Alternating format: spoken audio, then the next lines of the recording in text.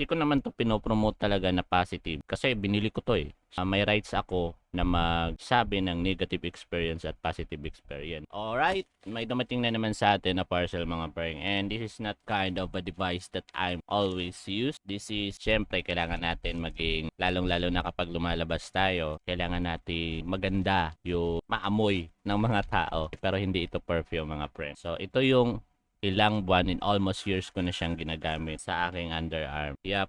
Guys, sobrang legit niya, nakakawala talaga siya ng amoy. Yung bango niya, sobrang bango. Ayan, naka-sealed pa. Actually, papakita ko sa inyo yung gamit ko dati na ubos na. So, ito yun mga preng, ubos na. So, yung nilalagyan ko doon, nakaganon na lang yan siya. Kasi para bababa yung ibang mga naiwan doon.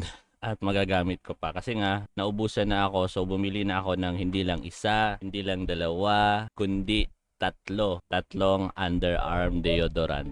Ayan. And honest review, honest experience ko talaga sa ganito. Masasabi ko talaga na legit siya. Kasi nga even my wife nag-try ng ganito. Naging okay yung underarm niya. And also guys, nag-try din siya ng other brands na yung mga mahal talaga, sinubukan niya sa kilikili niya. Bumabaho pa rin. Na-try niya to, yung ginagamit ko na ito. Doon niya na na-experience na nawawala na yung amoy.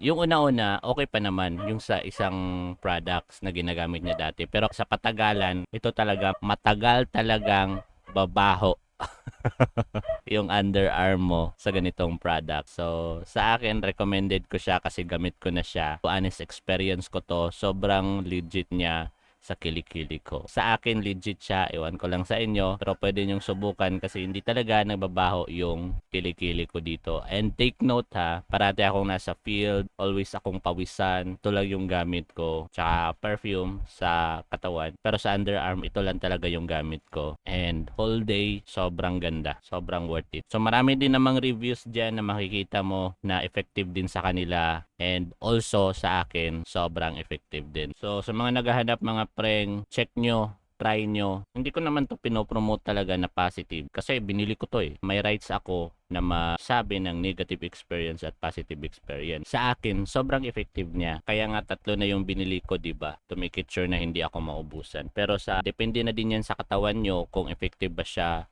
o hindi. Pero guys, kung ako ang tatanungin nyo, sa akin, hindi naman ako bibili ng tatlo kung hindi siya effective. So, check nyo na lang dyan. Try nyo at baka effective din sa inyo.